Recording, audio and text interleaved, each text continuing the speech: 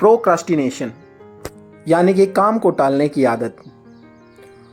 यह हमारे जीवन की एक बहुत ही बुरी आदत है जो लगभग हर दूसरे या तीसरे इंसान में पाई जाती है।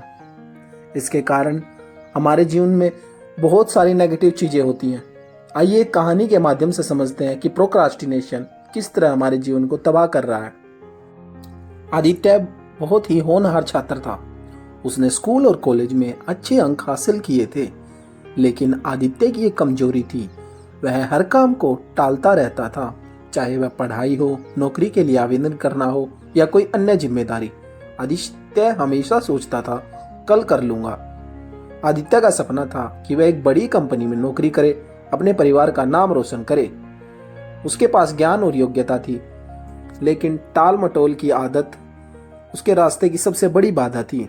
एक दिन आदित्य के दोस्त विवेक ने उसे बताया कि एक प्रसिद्ध कंपनी में कुछ बेहतरीन जॉब ओपनिंग्स आई हैं।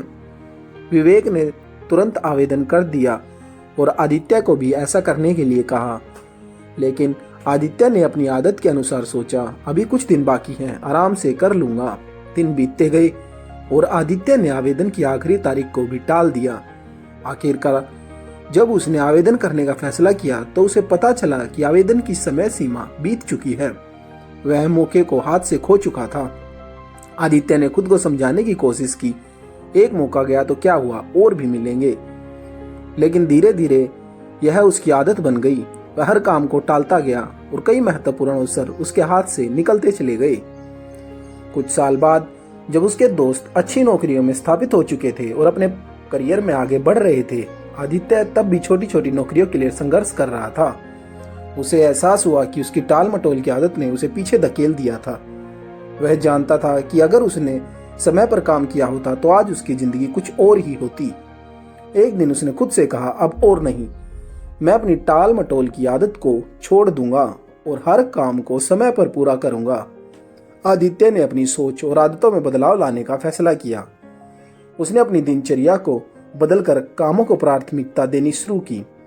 धीरे धीरे वह फिर से अपने करियर की दिशा में आगे बढ़ने लगा, लेकिन उसे यह भी समझ में आ गया कि जो समय बीत गया वापस नहीं आएगा।